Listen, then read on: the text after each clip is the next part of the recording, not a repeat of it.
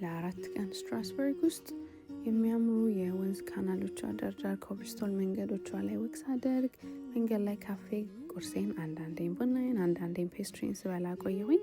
ዋነኛ የከተማዋ ሃይላይት ለእኔ እቺ ላፔቲ ፍራንስ ወይም ትንሽዬዋ ፈረንሳይ የምትባለው ሰፈር ነበረች። በ15ኛው ሳምንተኛ የተሰሩ እነዚህ ሀፍ ቲምበር ቤቶች ወንዙ ዳር ተደርድረዋል። ከለራቸው ይለያያል።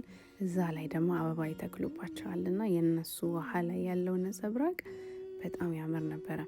ፀሐይ ስትጠልቅ ደግሞ እዛ ላይ አስቡት። it was magical. I was obsessed. ጊዜ ገና አለቀ። ባቡሬን ይዤ ወደ ጀርመኒ መሄድ ነበረብኝ።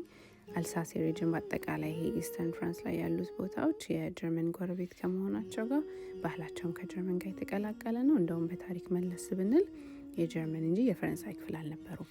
ኤኒዌይስ ረፈደ። እየሮጥኩ ነው እንደተለመደው። ኦፈንበርግ ለእራት ደረስኩኝ። ከዛ በሚቀጥለው ሪል ፕራግ አገኛቸዋል።